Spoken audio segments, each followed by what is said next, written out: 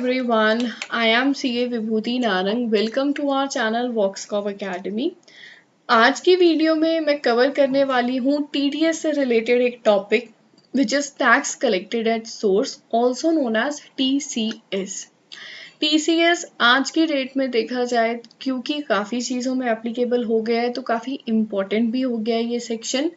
और इसके ऊपर एक ही वीडियो में मेरी कोशिश है कि इससे रिगार्डिंग जितने भी कंसेप्ट्स हैं वो मैं कवर करूं. वैसे कवर जो किया जाएगा वो कुछ इस तरीके से है. स्टार्टिंग में मैं आपको बताऊंगी TCS एक्चुअली होता क्या है, कौन किससे लेता है और इसके क्या एप्लीकेबल रेट्स हैं, इसमें सेलर कितने टाइप्स के होते हैं, रिटर्न चालान और सर्टिफिकेट्स के कौन से एप्लीकेबल फॉर्म्स हैं, और लास्ट में मैं डिस्कस करूंगी इनके ऊपर एप्लीकेबल एंट्रीज के बारे में. So let's begin with the video. सबसे पहले TCS क्या है? TCS की फुल फॉर्म है टैक्स कलेक्टेड एट सोर्स. ये वो टैक्स है जो सेलर कलेक्ट करता है अपने बायर से. अगर मैं बात करूं TDS की, तो TDS में जो सर्विस प्रोवाइडर होता था वो सर्विस रिसीवर से टैक्स कलेक्ट करता था. वो डिडक्टर होता था, उसके लिए डिडक्ट करता था. TDS के टाइम पर टैक्स डिडक्ट होता था, मतलब माइनस करके मिलता था. इन अ सेंस अगर किसी ने 10,000 रुपए की सर्विस प्रोवाइड करी तो उसको इन रिटर्न 9,000 रुपीज मिलते थे और 1,000 रुपीज जो है वो TDS होता था जो उसको बाद में इनकम टैक्स के रिटर्न के टाइम पे अवेल हो जाता था. अब TCS के केस में क्या होता है, जब सेलर पैसे कलेक्ट करता है बायर से उस टाइम पे वो डिडक्ट नहीं करता क्योंकि कलेक्ट करता है. उसमें पहले ही नाम में भी यही है कि वो कलेक्शन ऑफ अमाउंट है. तो लेट सपोज अगर सेलर ने जब गुड्स प्रोवाइड करे बायर को 10,000 रुपए की सेल करी तो 10,000 में कलेक्ट करते टाइम मान लेते 1% का अगर TCS है तो 10,100 रुपए जो है वो कलेक्ट करेगा, जिसमें 10,000 उसकी सेल अमाउंट हो जाती है और 100 रुपीज जो है वो TCS जो उसने कलेक्ट किया है वो गवर्नमेंट को on the behalf of buyer जो है वो पे करेगा. इसका जो सेक्शन एप्लीकेबल है, जैसे TDS में आपके सामने 194C, 194J, 194I ऐसे चेन ऑफ सेक्शंस थे सैलरी के अलावा. इसका जो सेक्शन नंबर है वो है 206C. राइट. अब इसमें दो टाइप के कंसेप्ट होते हैं, एक होता है कलेक्टर, एक होता है कलेक्टी. जबकि TDS में एक होता है डिडक्टर और एक होता है डिडक्टी. तो जो पर्सन सेलर होता है, जो सर्विस को प्रोवाइड कर रहा है या सेल ऑफ गुड्स कर रहा है, वो रहता है कलेक्टर. सिचुएशन पूरी ऑपोजिट हो गई. पहले TDS में क्या होता था, यहाँ पे सर्विस प्रोवाइडर होता था, वहाँ सर्विस रिसीवर होता था, जिसके लिए वो एक्सपेंस होता था वो डिडक्ट करके पेमेंट करता था. यहाँ पे जो सर्विस प्रोवाइड कर रहा है या जो सेल ऑफ गुड्स करने वाला है वो कलेक्टर रहेगा और बायर के केस में वो कलेक्टी बन जाता है. मतलब अब बायर के बुक्स ऑफ अकाउंट्स में 26 ईयर्स में वो चीज रिफ्लेक्ट करेगी और सेलर जो है on the behalf of buyer government को कलेक्टेड टैक्स जो है वो पे करेगा. तो यहाँ पे देखो सेल हुई 10,000 की और पेमेंट के टाइम पे TCS जुड़ के आता है. तो seller is the person who is the collector और buyer is the person who is the collectee. अब बात आती है सेलर के टाइप्स की. अब कितने टाइप्स के सेलर हो सकते हैं तो इनको एक बार डिटेल में समझते हैं. फर्स्ट है आपकी सेंट्रल गवर्नमेंट. तो सेंट्रल गवर्नमेंट अगर सेलर है तो TCS कलेक्ट होगा. देन आपके लिए है state government, the second point. Third आपकी जो भी लोकल अथॉरिटीज रहती हैं वो. Then statutory corporations. Then you have companies, partnership firms, cooperative societies and individual HUF. अब इंडिविजुअल HUF वो जो लायबल है टैक्स ऑडिट के लिए under the income tax act. तो ये आपके कुछ 8 टाइप्स के सेलर हैं जो रिस्पॉन्सिबल होते हैं TCS कलेक्ट करने के लिए. अब बात करते हैं TCS रेट्स के बारे में. रेट्स की अगर मैं इन डिटेल बात करने से पहले इन्होंने 4 टाइप की कैटेगरीज TCS रेट्स के ऊपर बनाई हैं. Category A, category B, category C and category D. 2 से 3 कैटेगरीज, 2 कैटेगरीज ऑलरेडी एग्जिस्ट करती थी. थर्ड कैटेगरी रिसेंटली इंट्रोड्यूस हुई और फोर्थ कैटेगरी अभी इंट्रोड्यूस होगी. तो हम एक एक करके सारी कैटेगरीज को पहले समझेंगे. कैटेगरी ए में क्या क्या गुड्स कवर्ड है। Now alcoholic liquor for human consumption, तो लिकर की अगर सेल हो रही है तो उस पे TCS कलेक्ट होगा और रेट है 1%। सिमिलरली तेंदू लीव्स या बीड़ी के पत्ते अगर वो सेल हो रहे हैं तो 5% रेट है। देन आपके पास है टिम्बर, टिम्बर यानी कि लकड़ी, लकड़ी का एक फॉर्म है टिम्बर वुड, वो या तो फॉरेस्ट लीज्ड हो, लीज्ड फॉरेस्ट के थ्रू अगर जनरेट हुई है सेल, या अदर देन फॉरेस्ट लीज्ड हो तो आपका रेट रहता है 2.5%। इसी कैटेगरी में कंटिन्यू करते हुए कोई forest produce other than timber, मतलब उस टाइप की लकड़ी या तेंदू लीव्स के अलावा भी अगर आपका कोई फॉरेस्ट प्रोड्यूस जनरेट होता है और उस पर सेल हो रही है तो 2.5% रेट है।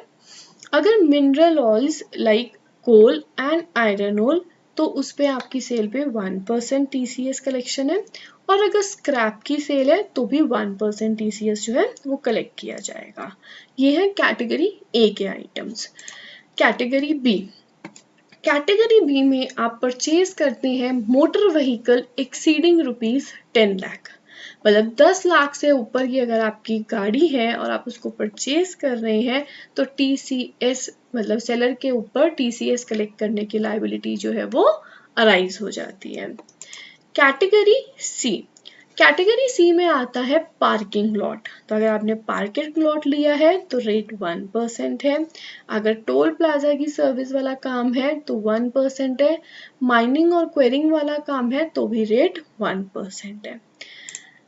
Now we have category D जो कि लास्ट कैटेगरी है। ये एप्लीकेबल हुई थी 1 अक्टूबर 2020। यहाँ से इसमें भी 2 से 4 सर्विसेज हैं। पहली है foreign remittance through liberalised remittance scheme, मतलब फॉरेन से पैसा रेमिट हो रहा है अंडर लिबरलाइज्ड रेमिटेंस स्कीम, तो आपका रेट है 5%।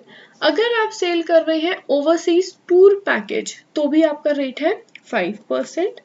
और लास्ट जो इसमें थर्ड टाइप की सर्विस है वो है सेलर अगर प्रोवाइड कर रहा है बायर को गुड्स या ट्रांजैक्शन वैल्यू या सेल जो है उसकी अगर एक साल में 50 लाख से ज्यादा है तो रेट लगता है 0.1%, बट ये तभी एप्लीकेबल होगा अगर सेलर की प्रीवियस ईयर की टर्नओवर जो है वो 10 करोड़ से ज्यादा हो। अब इस केस में क्या हुआ, ये सेक्शन आया है 1 अक्टूबर 2020 को।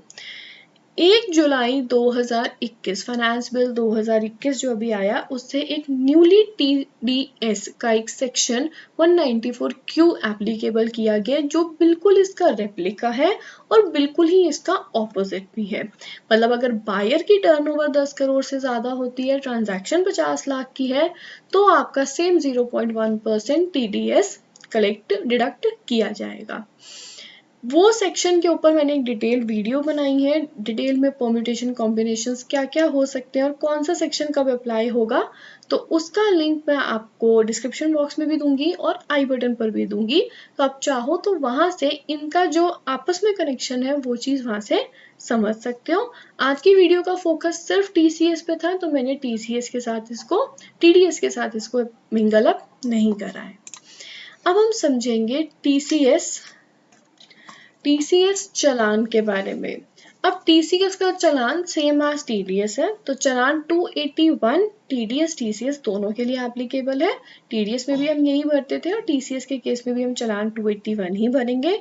अगर ड्यू डेट की बात करूं तो नॉर्मल एक फाइनेंशियल ईयर में अप्रैल से फरवरी तक अगले महीने की 7 तारीख तक आपको जमा करना है, और मार्च के महीने की ड्यू डेट जो रहती है TCS चालान या TDS चालान की वो 30 अप्रैल रहती है।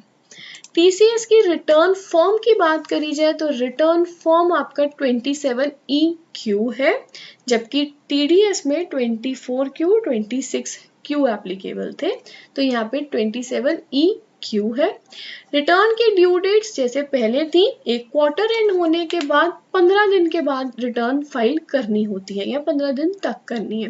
For example April to June का क्वार्टर खत्म होगा आपका 30 जून को, आपको रिटर्न फाइल करनी है 15 जुलाई तक। फर्स्ट 3 क्वार्टर्स में तो यही चीज एप्लीकेबल है। लास्ट क्वार्टर जनवरी टू मार्च की जो ड्यू डेट है वो 31 मई है, क्योंकि मार्च का चालान ही 30 अप्रैल तक फाइल होता है, तो रिटर्न का जो टाइम है वो 15 मई है। जबकि टीडीएस में मंथ एंड होने के बाद 31 डेज का या अगले लास्ट डेट तक का ग्रेस टाइम अवेलेबल था। नेक्स्ट हमें समझना है टीसीएस सर्टिफिकेट। तो टीसीएस सर्टिफिकेट सेलर को जनरेट करके देना है टू द बायर। उसका फॉर्म नंबर है 27D और इसकी ड्यू डेट जो रहेगी रिटर्न फाइलिंग से 15 डेज। फॉर एग्जाम्पल जून का मंथ जब खत्म हुआ तो उसकी रिटर्न थी 15 जुलाई और उसके बाद 15 दिन मतलब 30 जुलाई। सिमिलरली सितंबर का क्वार्टर खत्म हुआ तो 15 अक्टूबर और टीसीएस सर्टिफिकेट की ड्यू डेट हो गई 30 अक्टूबर। सिमिलरली जब मार्च का खत्म हुआ तो उसकी ड्यू डेट थी 15 मई और आपके लिए टीसीएस सर्टिफिकेट जनरेट करने की ड्यू डेट हो गई 30 मई। लास्ट टॉपिक जो कि काफी इंपॉर्टेंट है वो है टीसीएस एंट्रीज के ऊपर। टीसीएस एंट्रीज की अगर मैं बात करूं in the books of collector, पहले बात करेंगे कलेक्टर के बुक्स में, फिर बात करेंगे कलेक्टी के बुक्स में। तो जब कलेक्टर सेल करता है तो वो करता है party account debit to sales account, normal parties to sales जो करते हैं हम, टू टीसीएस। और उसको ये पेमेंट रिसीव जब होती है तो उस टाइम पे bank account debit to party और टीसीएस की पेमेंट के टाइम पे TCS account debit to bank account. Generally ये आपको रिसीव जब होगा ना, ये रिसीव होगा जब आपको पेमेंट रिसीव होगी, राइट, तो उसी टाइम पे ये आपको रिसीव भी होता है। कलेक्टिंग की बुक्स में बात करी जाए तो कलेक्टिंग की बुक्स में सिर्फ परचेज और पेमेंट है, तो जब वो परचेज करेगा तो नॉर्मली परचेज टू पार्टी और टीसीएस उसके लिए एसेट है तो टीसीएस भी हम उसको डेबिट कर देंगे। पेमेंट करेगा तो पार्टी को पेमेंट करेगा, उसको टीसीएस की पेमेंट नहीं करनी है, उसके लिए टीसीएस एक रिसीवेबल पार्ट है। तो party to bank at the time of payment. अगर मैं विद जीएसटी की बात करूं तो जब कलेक्टर बिल जनरेट करेगा तो party to sales to output GST to TCS. जब वो पेमेंट करेगा तो आइडली टीसीएस टू बैंक करेगा और अगर जीएसटी की पेमेंट होगी तो उसकी भी एंट्री होगी output GST to bank account. और जब उसको बैंक में पैसे मिलेंगे तो bank account debit to party account.